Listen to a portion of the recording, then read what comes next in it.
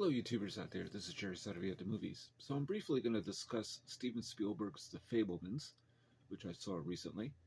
And I've wrote a review about the film, and it's still a film that I think about on occasion, which is usually the mark of a good film, sometimes of a great one. And as many of you know, this is the fictionalized story of Steven Spielberg's early days as a filmmaker, a coming-of-age story, really. Or I should say, it's really the story of his childhood into becoming an adolescent. And it deals with some of his inspirations into becoming or wanting to become a filmmaker. One of them being Cecil B. DeMille's film The Greatest Show on Earth, which starred Charlton Heston. And in an early scene in the film, you see him as a young kid. In this case, they are the Fabelmans, not the Spielbergs. And he's watching this film, and they show this horrific train crash in the movie, which I kind of forgot about. I haven't seen Greatest Show on Earth in so long, I don't even recall this sequence at all. But it really stimulated him. And he tries to recreate that train crash with a model train set.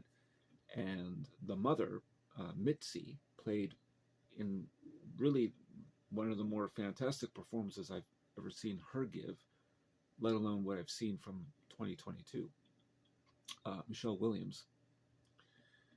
And she decides to film it, I think with an 8mm camera, and choose different angles. So he puts it all together, and she realizes we have somebody here who has at least is interested in a hobby, and this will become his hobby. Paul Dano plays the father in another really fascinating performance as well. Very subdued, very restrained. I don't think I've ever seen Paul Dano play such a sweet person on screen. I've seen him in other movies. One of the more memorable roles he's ever given is the alleged reverend, I think, in the movie There Will Be Blood, Paul Thomas Anderson from back in 2007. So here he plays the father, and the characters, the kid is named Sammy, obviously not Steven Spielberg, and from the latter years, he is played by an actor named Gabriel Labelle, who I don't recall seeing in anything before. And he sort of looks like Steven Spielberg a little bit. But the father, you see, the thing about this particular family is that they have to travel a lot because he's looking to advance his career as a computer engineer. And he brings along his friend, who's quote-unquote Uncle Benny to the family, played by Seth Rogen, who I don't think I've ever seen him more lovable on screen. It's nice for once. I mean, I haven't seen a lot of Seth Rogen films of late, but it's nice to see him in a role where he doesn't, smoke weed. Not to put the actor down at all. I love him in Knocked Up, but anyway, that's another story. So, and they move, and I think initially they're in New Jersey, then they move from there to Arizona to California, and Mitzi, the mother, has some quirks, but she gets depressed when Uncle Benny can't come along. At one point, he almost doesn't, and she insists that he comes along because he's in the same line of work as Father Fabelman. And so you see some of the dynamic there. And there's a really great sequence which has Gabriel Labelle as as Sammy. He films almost everything that happens with the family to some degree, certain events like camping trips. And he films the camping trip, and he's looking back and he's editing it and putting it together for the family to view. And he notices that, there's something going on between Mitzi and Uncle Benny. This is all, of course, a true story. So despite the change in names and everything else, this really did happen, according to Steven Spielberg. And the insight, which is not really gathered in this film as much, but the truth is that he always thought, Steven Spielberg, that his father was responsible for the divorce. And so that's why a lot of his films had an absent father figure, or a father figure was not quite, I mean, even Indiana Jones is in The Last Crusade, it's, Sean Connery is sort of the father who's not really been there for his son all that much. And, there's a little bit of that, of course, in Kingdom of Crystal Skull, and then you see it in a lot of Steven Spielberg films. But the truth is that it was really the mother who insisted, or at least pushed for the divorce, according to Steven Spielberg. And when he found that out later in life, I think he reconciled in a major way with his father, who had served in World War II as well. So there is a lot of that insight in this film, and you see a lot of how the mother is, and her quirks, and her depression. She doesn't wash dishes because of her piano playing hands. She plays the piano, and she actually is quite good. And that's why every sequence where they're eating as a family, they eat with paper plates. And then they gather the tablecloth, but it's a paper cloth, and gather all the paper plates and then throw it all in the trash. And so you see a lot of that, and it's mostly from his point of view, Sammy. But in some sequences, it's not so much Sammy's point of view. But the interesting thing about the Fabelmans is it's really about Mitzi, is what I came away from the movie, is discovering that's really about her. There is, a bit about Sammy and going to school, and in high school he encounters a lot of anti-Semitism, which of course real Steven Spielberg had also encountered. And there's a bit, there's quite a bit about his filmmaking. He makes a World War II film called Escape from, I forget which was an actual World War II film, shot in 16 millimeter. In fact, Steven Spielberg had these actors kind of reshoot the very movies that he made, the home movies he made as a kid. And there's a bit of that. You see the breakdown of the family and the discord between Sammy and Mitzi. And so there's a lot of the family unit, the breakdown of the family unit, which of course is something that Steven Spielberg has also focused on in his pictures. But there's a lot about Mitzi, which is why I think Michelle Williams will probably, I'm sure she'll be nominated for Best Actress, and more likely she will win. But the movie, it's a very good film. I like it a lot. But the movie, for some reason, after I finished watching it, it left me feeling cold. I just came away from it without, I found the film more moving in retrospect than while I was watching the picture. And there are really great films that do that. You don't really feel the emotion until it really hits you after you leave the screening. Sometimes it's while you're watching the credits. Something impactful can happen at the end, and it really gets to you. But watching The Fabelmans, I didn't really get that impression. I kind of thought it was touching as an afterthought. In other words, I felt moved by it, but I felt somewhat remote from it at the same time, which maybe is what Steven Spielberg wanted to do. I have the feeling he didn't want to get the audience too close to seeing Sammy's filmmaking as an obsession. And it seems to me that it wasn't really an obsession, that he realized he needed to be a filmmaker because he needed to tell stories about people. Now, not that Steven Spielberg started doing those type of movies in the beginning. It was really only until much later with, I guess you could say almost E.T. to some extent, but Close Encounters of the Third Kind deals with family and adults. And I think that he started to really invest in that sort of thing. You don't really see too much of that in Duel or, 1941, not so much in Jaws. Some of them were like spectacle type pictures, like thrill rides, you know. But I still felt at a remove, and I still do from the movie, because I didn't share in the joy of making movies from Sammy's point of view. It didn't seem like there was any joy that he got from it. I mean, he liked doing it. He could see how the audience reacts to his, you know, these early short films he did. But there was no sense of joy. And I don't know if Steven Spielberg himself, I think he loves making films, but I'm not sure he feels, I don't know if he feels, how can I put it? He probably feels joy from doing it because he can't help but do it. But I didn't get that impression from the movie. I felt that this kid was just doing it, and he felt that later in life he would have to capture these moments about families, and or really discover it, you know, slowly throughout his life, which of course is the case with Steven Spielberg, as I said. But it kind of left me at a remove from that, and there's no big emotional impact in this movie, which I find interesting about Steven Spielberg, because ever since Minority Report in 2002, it seems to me Spielberg has not ended films the way Chaplin sometimes used to, which is to really feel a sense of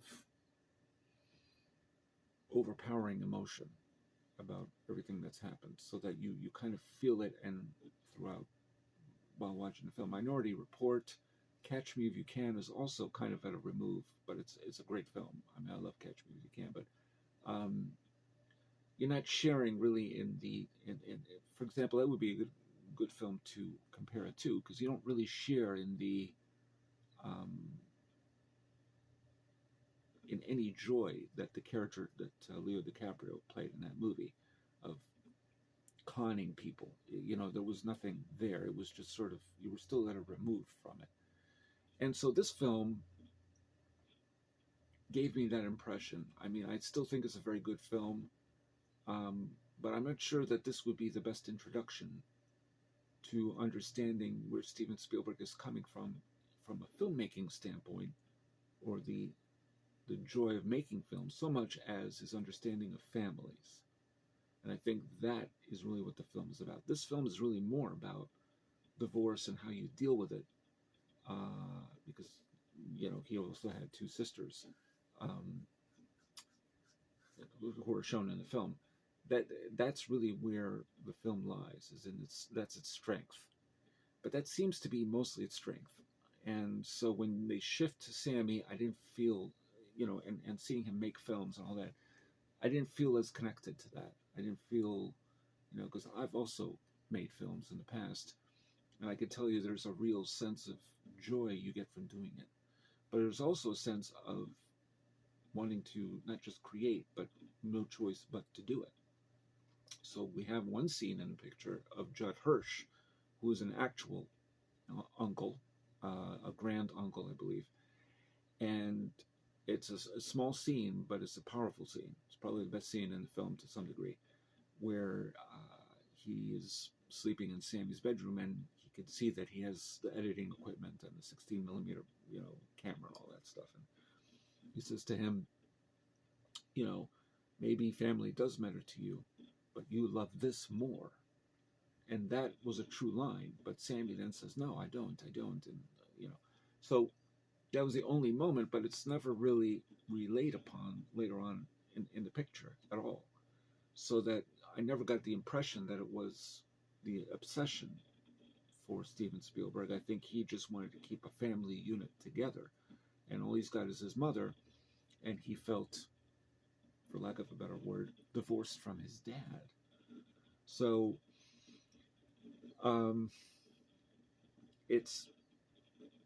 I think that's kind of the intrinsic flaw of the picture. It's really more about Mitzi. And there's some amazing scenes in the movie, don't get me wrong. The scene of the tornado, and the mother wants to run out and take the kids in the car, leaves the father behind holding a baby to see this tornado, reminded me a little bit of War of the Worlds, Steven Spielberg's remake, which has a scene where you see these lightning strikes, and Tom Cruise wants to get close with his daughter and look at it, you know.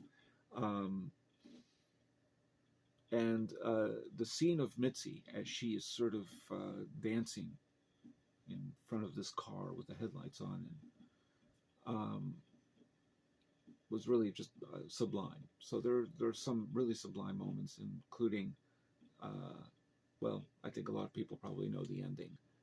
It's nothing that it's no major twist, but it's David Lynch playing John Ford, the director of westerns from the past, The Searchers and Man Who Shot Liberty Valance and so on.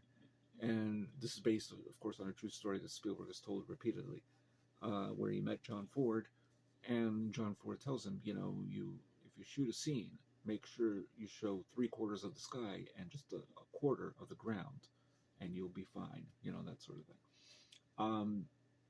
So there's a nice little gag of how the movie ends with that particular insight. But I still kind of just felt at a remove. And I felt that a lot from Spielberg's films, for better or worse. Munich is the kind of picture that also, you know, kind of leaves you cold. And I don't mind that necessarily, as I said. It just felt weird to do a film about filmmaking when in fact it's really more about Sammy's devotion to his mother. And even that should have more of an emotional core. I mean, you don't want to really push your audience away too much from that. You want them involved, and it's more of it's not, you know, a detriment to the picture because I still think about it, but I just didn't find myself really emotionally involved enough with many of these characters, except for Mitzi. For Sammy, I just didn't feel it. You know, for the father, played by Paul Dano, again, you're kind of kept at a remove.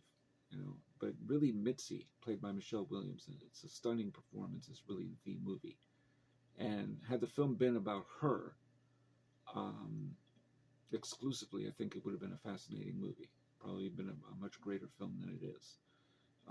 For what it stands, it's very good. I mean, I normally don't do this, but if I'm going to rate it, I would give it three stars and a half.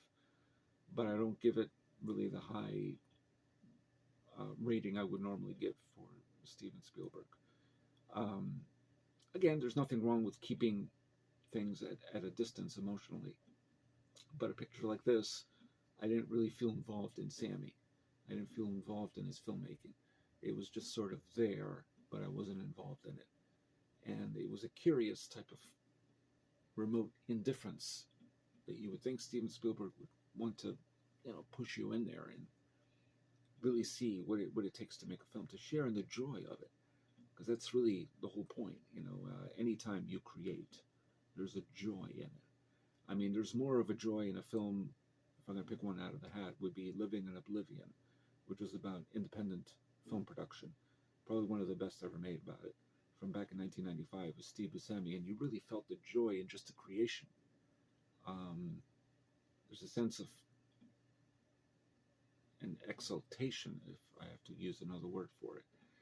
And I'm not saying every film has to have that, but there, you know, when it's a young kid like Steven Spielberg growing up and making pictures, you would think there would be more to it than just that.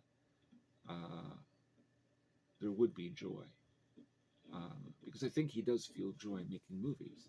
But as a kid, you think he would have, and it's just a curious thing. I don't know if anyone else agrees with me on that, but that's sort of how I felt. But it's certainly a film I will see again.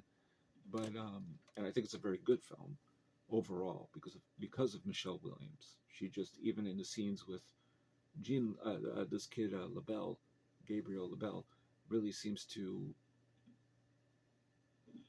be extremely involved when he's sharing scenes with Michelle Williams. She just brings that out of the actors, any scenes that she shares with them.